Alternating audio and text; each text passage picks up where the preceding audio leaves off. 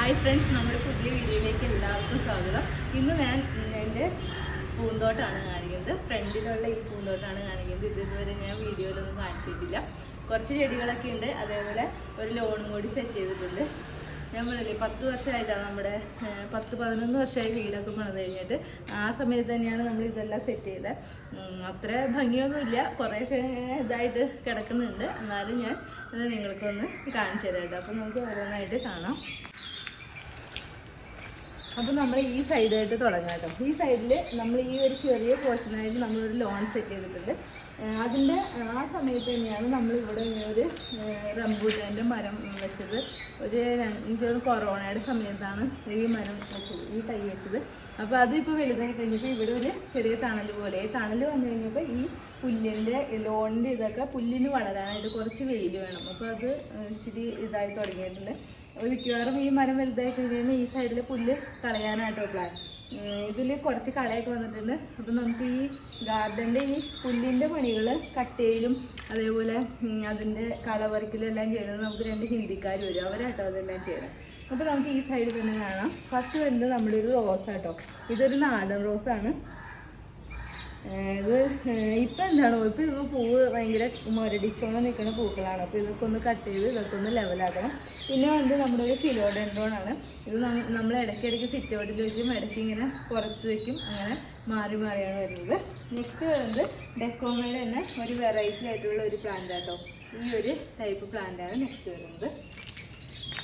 ഇത് നമ്മുടെ ഒരു ഡെക്കോമയുടെ ഒരു വെറൈറ്റിയാണ്. ഞാനൊരു നല്ല റേറ്റ് കൊടുത്ത് വാങ്ങിച്ചതാട്ടോ. പക്ഷേ എനിക്ക് അതിൻ്റെ പൂവ് അത്രയും കൊണ്ട് ഇഷ്ടപ്പെട്ടില്ല. പിന്നെ വന്നത് നമ്മുടെ അരേലിയ കേട്ടോ. അതൊരു 3 ചട്ടിയിൽ ഞാൻ വെച്ചിട്ടുണ്ട്.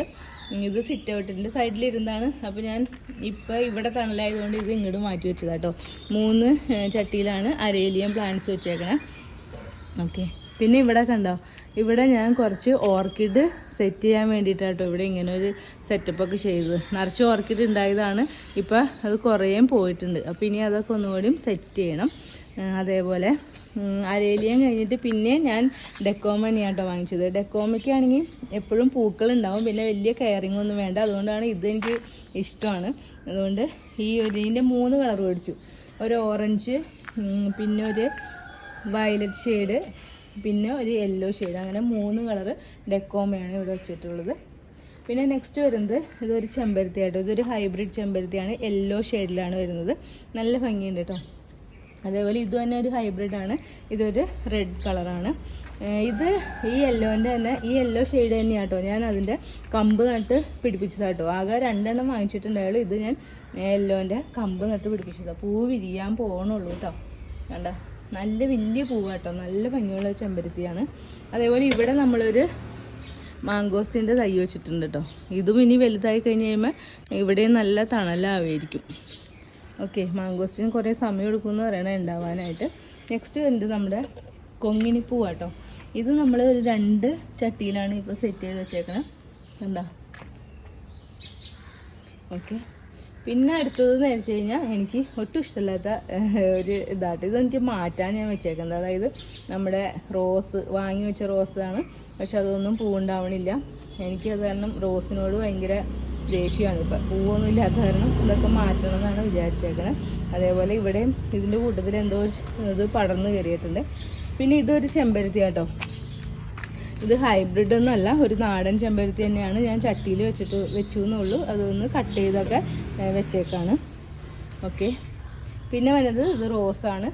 ഇതൊക്കെ വാങ്ങി വെച്ചതാണ്. പക്ഷേ ഇതിൻ്റെയൊക്കെ ഒരു ദുരവസ്ഥ ഉണ്ടാവും, ഒരു ഭംഗിയില്ല നിൽക്കണ കാണാനായിട്ട്.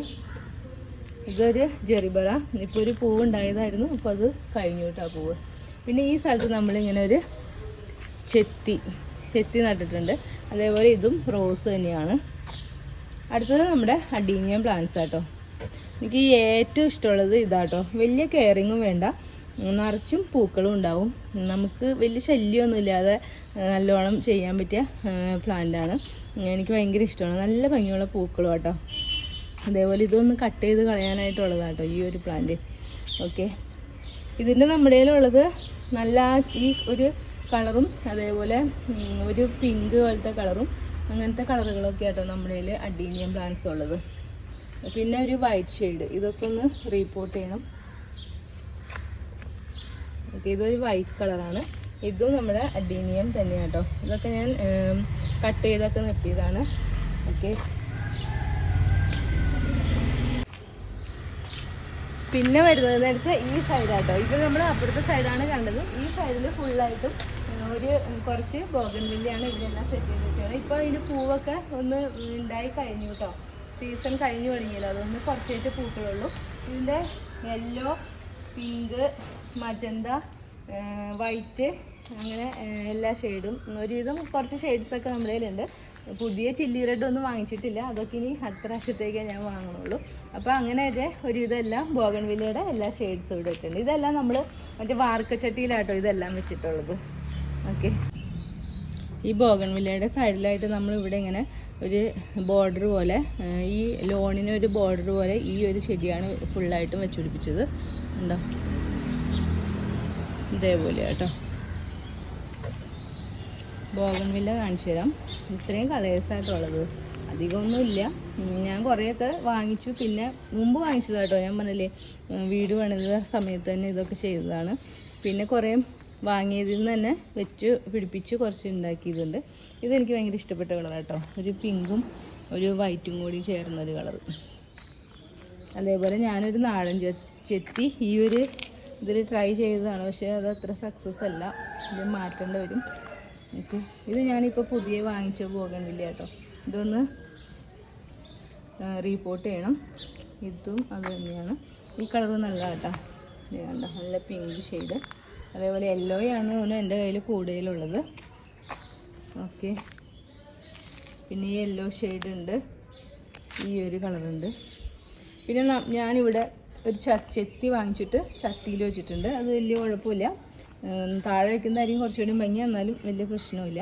ഇതേപോലെ റോസ് അത്ര സക്സസ് അല്ല. പിന്നെ ഇതാണെങ്കിൽ ഒരു നാടൻ ചെമ്പരത്തി ആയിരുന്നു. ഞാനത് ഈ ചട്ടിയിൽ വെച്ച് സെറ്റ് ചെയ്തതാട്ടോ. പക്ഷെ അത് ഇടയ്ക്കിടയ്ക്ക് എനിക്ക് അത്ര കുഴപ്പമില്ല. എന്നാലും മറ്റേ ഹൈബ്രിഡ് പോലെ നല്ല വലിയ പൂക്കളൊന്നുമല്ല. പിന്നെ പൂവ് ഒന്നിച്ചൊന്നും ഉണ്ടാവില്ല, ഇടയ്ക്കിടയ്ക്ക് ഓരോന്നൊക്കെ ഉണ്ടാവുള്ളൂ. വേണ്ട, ഇത് രണ്ടും അത് തന്നെയാണ്. കളയണമെന്നുണ്ട്, പക്ഷെ അത് ഭംഗിയുണ്ട്. ഇടയ്ക്കിടയ്ക്ക് പൂവുണ്ടാവും, അപ്പോൾ അത് കാണാനും നല്ല ഭംഗിയുണ്ട് കേട്ടോ.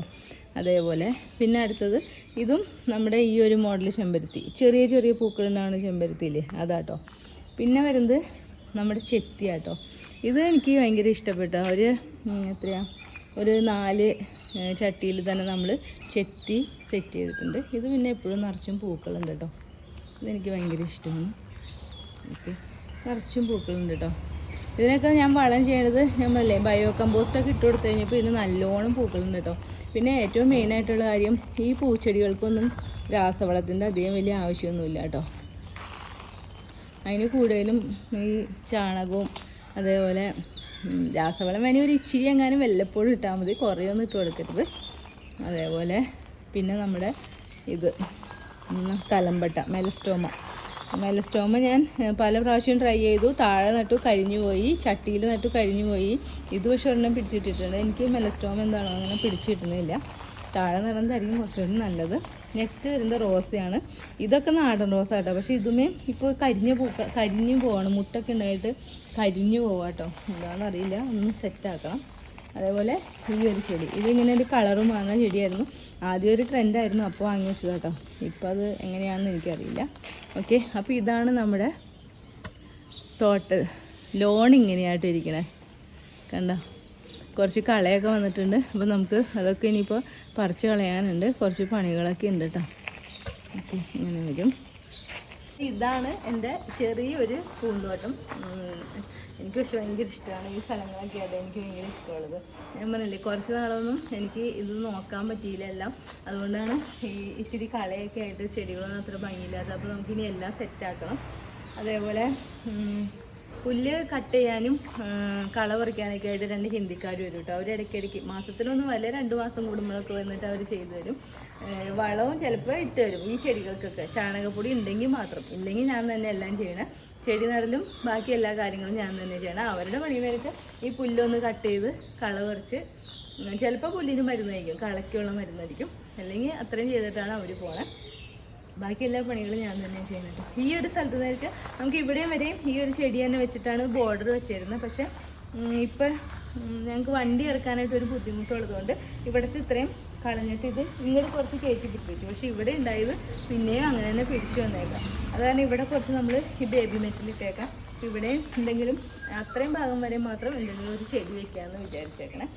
അപ്പോൾ ഇത്രയാണ് നമ്മുടെ ഒരു ഗാർഡൻ്റെ ഒരു വ്യൂ. ഓക്കെ, പിന്നെ ഈ സൈഡിൽ ഒരു റംബൂട്ടാനോടി വെച്ചിട്ടുണ്ട് കേട്ടോ. അങ്ങനെ 2 റംബൂട്ടാൻ നമ്മൾ 2 സൈഡിലും വെച്ചിട്ടുണ്ട്. പിന്നെ വരുന്നത് നമ്മുടെ പോർച്ചിൻ്റെ 2 സൈഡിലും കുറച്ച് ചെടികളോടും വെച്ചിട്ടുണ്ട്. അത് ഞാൻ വേറൊരു വീഡിയോയിൽ കാണിക്കാം.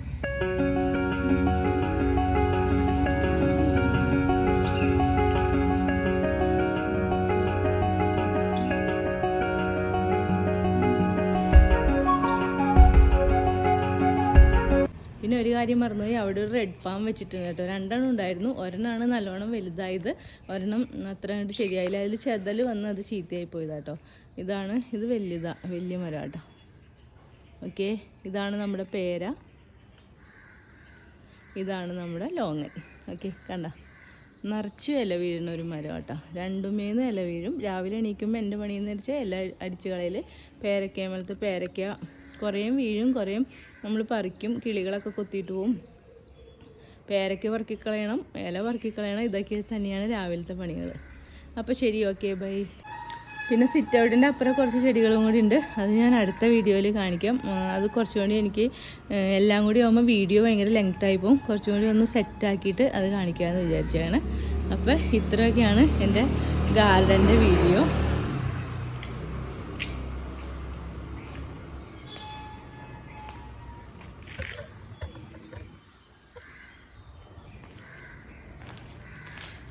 അപ്പോൾ ഇതാണ് എൻ്റെ ഗാർഡൻ. ചെറിയൊരു ഗാർഡൻ, എന്നാലും എനിക്ക് ഭയങ്കര സന്തോഷമുള്ള സ്ഥലമാണ്.